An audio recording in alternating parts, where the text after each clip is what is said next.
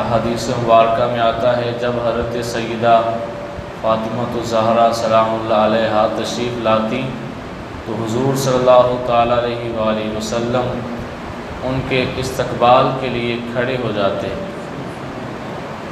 اور بڑی پیاری حدیث پاک ہے آپ علیہ الصلوۃ والسلام کی کہ کل قیامت کا دن ہوگا تو جتنی عظیم عورتیں ہیں ان سب کی سواریاں میدان حشر میں آتی جائیں گی۔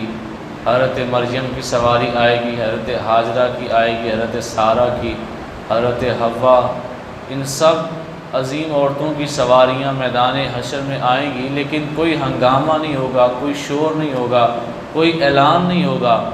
لیکن جب سواری سیدہ طیبہ نجرہ منورہ اکملہ کاملہ ساجدہ حضرت فاطمہ الزہرا سلام اللہ علیہا جب آپ کی سواری حشر کے میدان میں آئے گی تو ایک صدا اٹھے گی، اے اہل محشر سب اپنی گردنوں کو جھکا لو، محمد کی بیٹی کی سواری آ رہی ہے۔ آج اس جملے پر ہمیں غور کرنا چاہیے کہ کیا الفاظ ہوں گے، اے اہل محشر۔ میں جب یہ الفاظ بولوں کہ اے مسجد میں بیٹھنے والوں تو اس میں خود بھی شامل ہوں، اور چاہے کوئی بڑے سے بڑا عالم بیٹھا ہو، جب اہل مسجد بولا جائے گا، مسجد میں بیٹھنے والوں، تو اس میں سارے شامل ہوں گے۔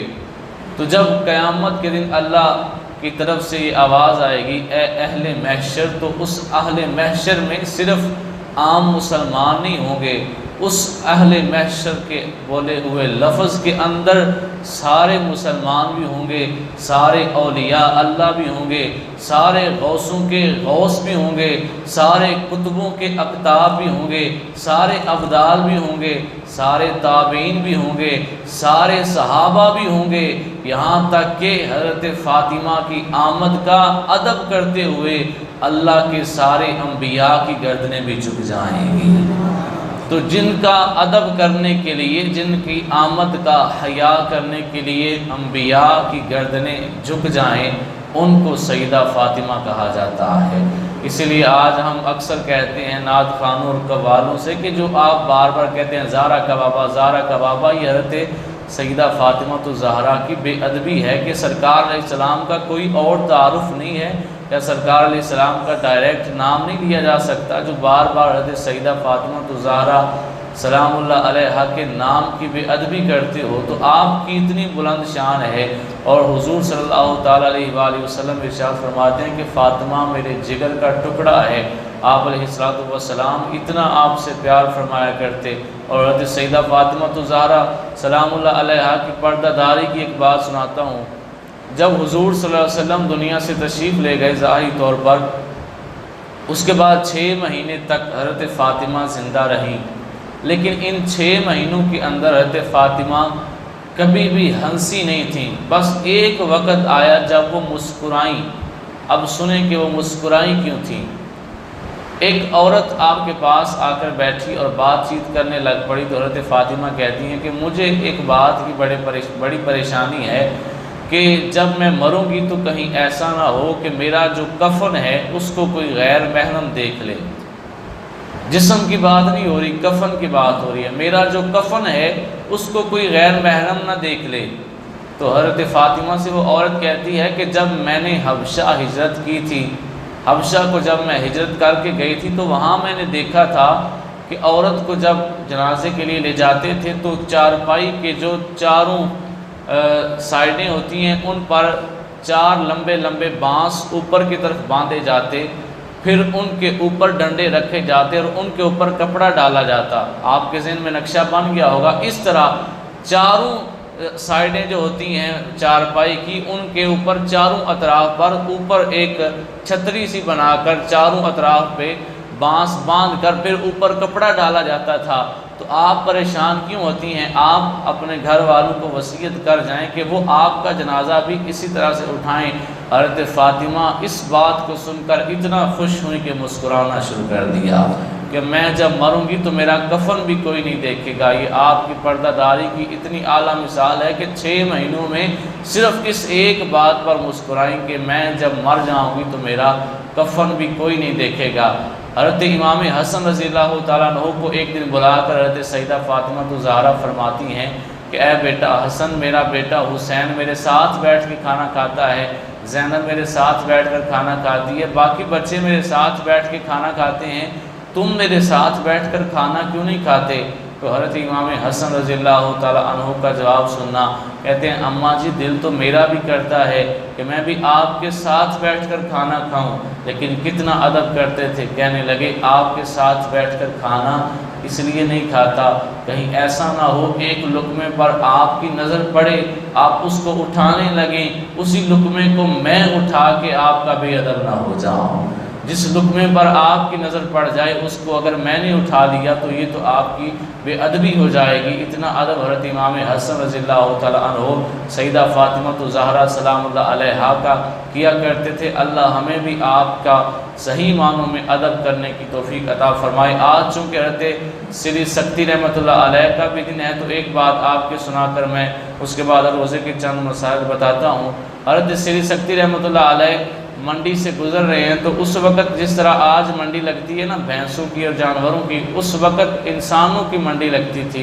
بوڑھے اور بوڑھیاں جو ہیں وہ غلام اور کنیزیں ان کو فروخت کیا جاتا تھا۔ جو آپ منڈی سے گزر رہے ہیں تو دیکھا ایک لونڈی بکنے کے لیے کھڑی ہوئی ہے اور وہ بڑی بدصورت ہے اور اس کے جسم کی طرف کوئی دیکھنا گوارا نہیں کرتا۔ آپ نے جب اس کی طرف دیکھا تو سوچ میں پڑ گئے اس کو بھی کوئی خریدے گا؟ کون ہوگا جو اس کو خریدے گا؟ لوگ تو خوبصورتوں کو خریدیں گے اور لوگ تو جوانوں کو خریدیں گے، یہ تو بوڑھی بھی ہے اور اس کی شکل بھی کوئی خاص دیکھنے کے قابل نہیں ہے، اس کو کون خریدے گا؟ جب یہ خیال آیا تو ہماری طرح نہیں تھے نا، ہم بس سوچتے ہیں، سوچ وہیں پہ ختم ہو جاتی ہے، تو سوچ میں پڑ گئے حضرت سری سکتی رحمۃ اللہ علیہ۔ پھر کہتے ہیں چلو اللہ کی بنائی ہوئی ہے، کہیں ایسا نہ ہو کہ یہ اس وجہ سے پریشان نہ ہو جائے، احساس کمتری کا شکار نہ ہو جائے کہ مجھے کسی نے خریدا ہی نہیں ہے، چل سری سکتی میں اس کو خرید لیتا ہوں۔ آپ خدا کی رضا کے لیے اس کو خرید لیتے ہیں۔ یہ تھا حضرت سری سکتی رحمۃ اللہ علیہ کا ایک عظیم ذہن کہ اللہ کی رضا کے لیے اس کو خرید لیا۔ اب بات چونکہ کی ہے تو اس کو مکمل بھی کر دیتا ہوں۔ اس کو لے کر گھر گئے تو جا کر اس کو کہتے ہیں کہ میں نے تمہیں اس لیے نہیں خریدا کہ تم سے کام کرواؤں، تمہیں آزادی ہے، چاہو تو کام کرو چاہو تو نہ کرو، جیسا تمہارا دل کرے کرو۔ رات کو سوئے ہوئے ہیں، آدھی رات کے وقت رونے کی اور دعاؤں کی آواز سنی، اٹھا تو دیکھا وہ عورت مصلی پر بیٹھی اللہ سے دعائیں مانگ رہی ہے۔ دعا کا انداز دیکھیے گا، وہ دعا مانگ رہی ہے، یا اللہ تجھ سے دعا کرتی ہوں جتنا تو مجھ سے پیار کرتا ہے تجھے اس پیار کا واسطہ، یہ نہیں جتنا میں تجھ سے پیار کرتی ہوں، کہتی ہے اللہ جتنا تو مجھ سے پیار کرتا ہے تجھے اس پیار کا واسطہ ہے، فلاں علاقے کا قحط ختم کر دے۔ حضرت سری سکتی جا کے پاس کہتے ہیں اے عورت تجھے دعا مانگنا نہیں آتا؟ دعا اس طرح مانگتے ہیں کہ یا اللہ جتنا تو مجھ سے پیار کرتا ہے، کہتے ہیں یا اللہ جتنا میں تجھ سے پیار کرتا ہوں۔ وہ عورت کہتی ہے کہ اے سری سکتی وہ مجھ سے بڑا پیار کرتا ہے، مجھے پتہ ہے۔ کہا تمہیں کیسے پتہ ہے؟ کہا اس لیے پتہ ہے کہ وہی تیرا بھی خدا ہے وہی میرا بھی خدا ہے، لیکن تو خواب غفلت میں سو رہا ہے، مجھے جگا کے اپنے آگے سجدے کروا رہا ہے۔ تو پتہ چلا مجھ سے بڑا ہی پیار کرتا ہے، اس لیے مجھ سے وہ سجدے کروا رہا ہے۔ اللہ کریم ہمیں بھی پنجگانہ نمازوں کی ادائیگی کی توفیق عطا فرمائے۔ اب روزے کے چند مسائل سنیں، اس کے بعد میں گفتگو کا اختتام کرتا ہوں۔ یہ چند چیزیں ہیں جن کے بارے میں ہم یہ سمجھتے ہیں کہ روزہ ان سے ٹوٹ جاتا ہے، حالانکہ روزہ ان سے ٹوٹتا نہیں ہے۔ ہم سمجھتے ہیں الٹی آئے قے آئے تو روزہ ٹوٹ جاتا ہے، حالانکہ خود بخود آ جائے تو روزہ نہیں ٹوٹتا۔ اگر کوئی جان بوجھ کر گلے میں انگلی ڈالے تو پھر اس سے روزہ ٹوٹ جاتا ہے۔ حالت روزہ میں احتلام ہو جائے تو روزہ ہم سمجھتے ہیں ٹوٹ جاتا ہے، حالانکہ اس سے بھی روزہ نہیں ٹوٹتا ہے۔ اور کچھ لوگ سمجھتے ہیں کہ اگر تھوک یا بلغم نگل جائیں تو اس سے روزہ ٹوٹ جاتا ہے۔ تھوک یا بلغم کے بارے میں اعلیٰ حضرت فتاوی رضویہ شریف میں لکھتے ہیں کہ اگر دانتوں سے خون نکل آئے اور اس خون سے ملی ہوئی تھوک کو بندہ نگل لے تو اگر تو گلے میں ذائقہ آ گیا خون کا پھر روزہ ٹوٹ جائے گا، اور اگر ذائقہ آیا تھا تھوک کا تو پھر روزہ اس سے نہیں ٹوٹے گا۔ تو تھوک یا بلغم جو ہے اس کو اگر ہم نگل لیں تو اس سے روزہ نہیں ٹوٹتا، بار بار تھوکنے کی ضرورت نہیں ہے، بعض اوقات لوگ اس طرح کرتے ہیں تو اس سے روزہ بھی نہیں ٹوٹتا ہے۔ اور کچھ لوگ سمجھتے ہیں کہ روزہ میں نہ ہم تیل لگا سکتے ہیں، نہ خوشبو لگا سکتے ہیں، اور نہ زیر ناف بال صاف کر سکتے ہیں۔ یہ بھی بالکل حقیقت پہ مبنی بات نہیں ہے، ہم خوشبو لگا سکتے ہیں۔ ہاں کچھ خوشبوئیں ایسی ہوتی ہیں جن کو نہیں لینا چاہیے، مثال کے طور پر اگربتی کا دھواں ہے، یہ اگر ہم لیں گے تو اس سے بھی روزہ ٹوٹ سکتا ہے، اور اسی طرح ہر قسم کا جو دھواں ہے اس سے بچنا چاہیے۔ سرما لگانے سے بھی روزہ نہیں ٹوٹتا، البتہ کاجل جو ہوتا ہے اس سے پرہیز کرنی چاہیے۔ آگے بعض لوگ سمجھتے ہیں کہ رمضان میں اگر سحری میں آنکھ نہ کھلے تو سحری چھوٹ جائے تو روزہ ٹوٹ جاتا ہے۔ یہ میں نے آپ کو جمعے میں بتایا تھا کہ سحری سنت ہے، رات کے وقت بندہ یہ نیت کر کے سوئے کہ میں نے صبح اٹھ کے روزہ رکھنا ہے، وہ نہ بھی اٹھے روزہ اس کا پھر بھی ہو جائے گا، کیونکہ اس نے رات کو نیت کی ہوئی تھی۔ رات میں اگر غسل فرض ہو جائے تو اب روزہ شروع ہونے کے بعد کلی یا ناک میں پانی افطار کے وقت ہی ڈالیں گے، اس میں بھی یہ بات نہیں ہے۔ ہاں تھوڑا سا احتیاط کرنی چاہیے، جو غرغرہ کرتے ہیں ہم اوپر گلا اٹھا کر، تو روزہ کی حالت میں اس طرح جو ہے وہ نہیں کرنا چاہیے، منہ نیچے رکھ کر ہی کلی کرنی چاہیے، لیکن پھر بھی اس طرح کریں کہ منہ کے ہر کونے تک پانی پہنچ جائے۔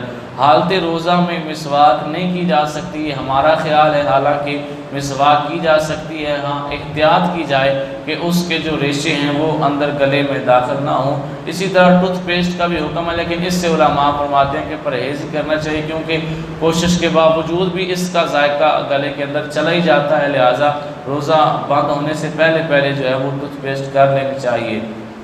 آگے چوٹ وغیرہ لگنے پر خون نکل آئے تو اس سے ہم سمجھتے ہیں کہ روزہ ٹوٹ جاتا ہے۔ جسم سے کوئی چیز باہر آئے تو روزہ خون کے باہر آنے سے نہیں ٹوٹے گا، اگر جسم کے اندر کچھ داخل ہو تو تب روزہ ٹوٹے گا، یا جمع کرنے سے جب منی نکلے تو اس سے روزہ ٹوٹ جاتا ہے۔ روزہ میں انجیکشن لگانے سے روزہ ٹوٹ جاتا ہے، اس میں علماء کی مختلف آراء ہیں۔ یہ مفتی اصغر علی عطاری صاحب ہے جن کی کتاب سے میں پڑھ رہا ہوں، اور ان کا موقف یہ ہے کہ انجیکشن لگانے سے روزہ نہیں ٹوٹتا، لیکن بعض علماء کہتے ہیں کہ اس سے روزہ ٹوٹ جاتا ہے۔ کچھ لوگ سمجھتے ہیں کہ جس دن سفر کرنا ہے اس دن روزہ چھوڑ سکتے ہیں، اور قرآن پاک کی یہ آیات بھی ہے کہ اگر تم مسافر ہو تو پھر بعد میں اس کو، اگر مریض ہو یا مسافر ہو تو بعد میں اس کو پورا کرو۔ تو اس لحاظ سے ہم دیکھیں کہ ہمارا سفر کس طرح کا ہے اور سفر شروع کب کرنا ہے۔ اگر صبح صادق کے وقت حالت سفر میں ہوں تو روزہ چھوڑ سکتے ہیں، لیکن اگر صبح صادق کے بعد ہم نے سفر شروع کرنا ہے تو پھر اس دن کا روزہ نہیں چھوڑ سکتے، اور یہ ہم نے سفر کا حساب لگانا ہوتا ہے، اگر چھوڑیں گے تب بھی بعد میں اس کو قضا کرنا ہی ہوتا ہے، لہٰذا بہتر یہی ہوتا ہے کہ بندہ ساتھ ہی پڑھ لے۔ اللہ کریم ہم سب کو رمضان مبارک کی قدر کرنے کی توفیق عطا فرمائے۔